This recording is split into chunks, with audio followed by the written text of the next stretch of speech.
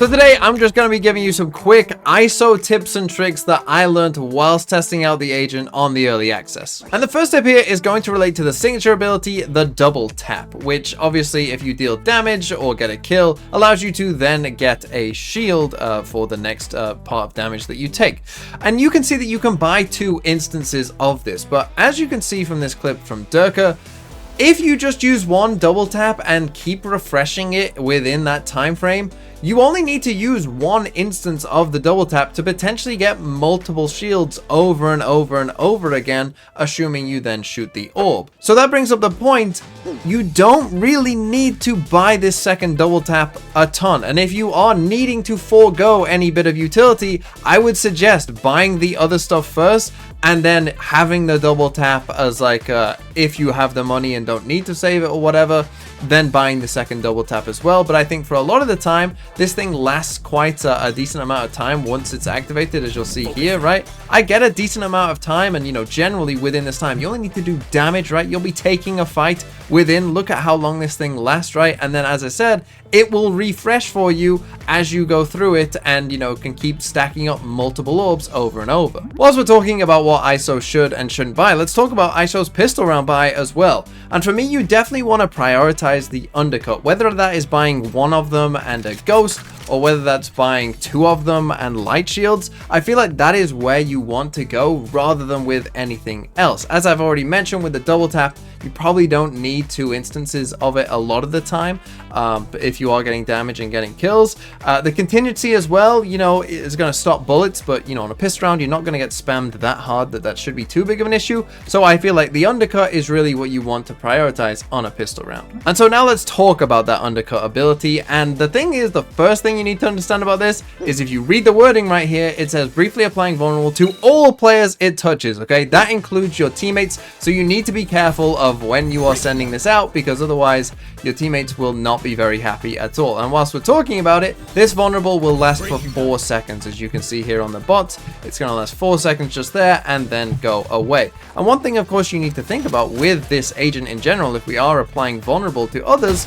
is that certain weapons, particularly certain eco weapons, are going to be very good with this vulnerable, right? For instance, by vulnerable this bot, he takes 202 damage from a martial body shot. That's OP. That's insanely good. The same is going to be true for the judge, which by the way has been nerfed as well. Only 5 bullets at the bottom, if you can see just there. So little judge nerf is in here as well. But a judge, 340 damage from 1 shot.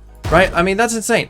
You know, I'm killing people from so far away with this vulnerable with a judge, right? With just 1 shot of the judge. So with certain things, certain guns like that, right, you have to keep in mind that this agent is going to be insane with certain eco weapons. And now let's talk about the contingency. And this wall has caused me a lot of headache. And the first thing is, it is a lot smaller than I initially thought it was, right? When I was watching the videos, I thought that this thing was just much bigger than it actually was. You can see here, it really isn't that big.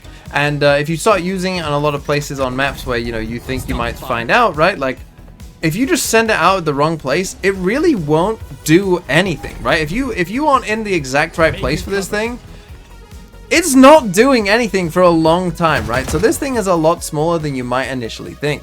In fact, it's so small that it convinced me and my entire Twitch chat that the Harbor Cascade had been buffed and widened, because we could not believe that this cascade is this wide when the ISO wall is so small. This is a legit thing that happened, that me and my Twitch chat all believed that the Harbor Cascade must have been buffed and that it wasn't this wide before. It was this wide before and it's still the exact same width, but that's how small the ISO wall is in comparison. Oh, and this wall is very weird, by the way, in the way that it works. I'm not quite sure why this happens, but you'll see that the wall sometimes rises on its own.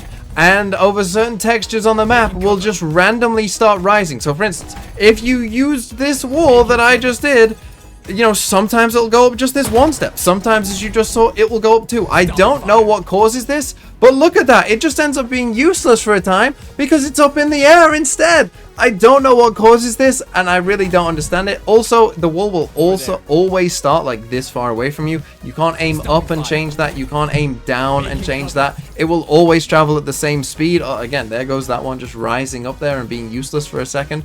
Like, it's a very weird thing. I'm not sure if this is intentional or not. I'm not sure if that will be changed or not. but just be aware that this might be something that you have to consider, that, hey, I want to throw this wall down short, but I'm not sure if I can because for a second it's in the air instead, right?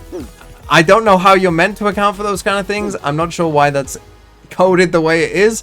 I guess we'll just have to see if that's how it's going to work everywhere. And for me, a big problem with the wall is because it's so small, I think it really limits his defensive viability, right? For instance, you know, I was expecting if you're playing Site Anchor as ISO, right, you can send out vulnerables and, you know, spam people as they come in, and that's going to be very strong, and then you can use the wall to reposition. But the problem is, assume I am here in Gen, right, and I just threw out that wall, that you would think, like, yeah, I'm just throwing it towards the choke point like I kind of would a Harbor Cascade, right? But as I start moving out, oh no, they can see me again, right? Oh, I can't actually reposition with it. And so this is the thing you have to understand, that at certain choke points in the game, or in certain positions on certain maps, like, this wall is small enough and it doesn't start right at your feet, which means that you kind of have to like overshoot which way you're going. So let's say I'm here on kind of Gen here, and I want to reposition over towards triple, right? And you know, they've seen me here, and so I want to reposition. Instead of sending the wall out to kind of where the choke point would be,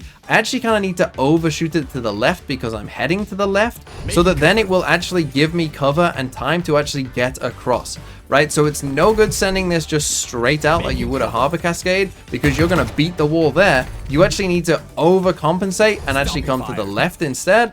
And now I'm going there, right? And the same would be true from going the other way as well, where I need to overshoot to the right to actually give myself the cover to then reposition, right? So just understand, this wall is small enough and starts far away enough from you to where you will need to overcompensate for certain angles. And then finally, let's talk about the ult. And if you were like me watching those early videos of what ISO was going to do, you probably thought that this ult covered like the entire map.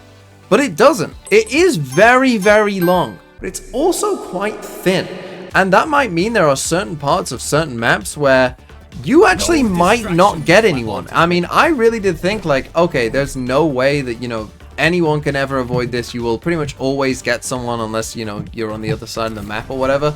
And sure, there will be certain instances like, hey, I'm retaking B, right? I'm coming in here, I'm gonna ult, right? But you have to remember, you want to ult from somewhere that is somewhat safe. So you can't just ult wherever, because once you come out of the ult, right, you just spawn back in like a Phoenix ult, and you'll just be out in the middle of nowhere if you do it from the middle of nowhere. So you need to be like in certain corners and whatever, and then it becomes like, yeah, you might actually miss them, right? Now the thing is, this goes off straight away, right? So like, if there is like anyone stood here, they won't have, it's not like a breach ult where they'll have time to reposition, you know, they will just be there straight away. But there is actually a chance you might miss it, and you might actually need to come up with certain areas, or I'm sure people will come up with certain areas where this ult is like good to use and where it's not that good to use, because obviously you don't want to waste an ult just to give you the information that like, oh, no one's on this part of B. Right, like, that's not a good ult, that's not a good use of an ult, right? You want to get someone in it. Of course, again, most of the time there probably will be someone in this kind of ult, right? That covers enough of this area of early B and towards the stairs and all of that, that you probably will get someone. But it's no guarantee, and you need to take that into consideration. And then the final tip here with the ult is that unfortunately you can't ult the bots and have them fight against you, but it will take you into the ult, and when it does, you'll see that I get the double tap automatically. So anytime you are in this ult and fighting in it, make sure to shoot the orb at the end of your ult, because you will automatically get the double tap activated and then have a shield once you come out of it and you win your fight. And to finish, I'll just give you two very quick tips here that are useful for all things Valorant. One, get on aim labs anyway for ISO or for any other agent that matter. And two, subscribe to the Acend channel. What do we do? Win! How do we do it? Fight! Who are we? Acend!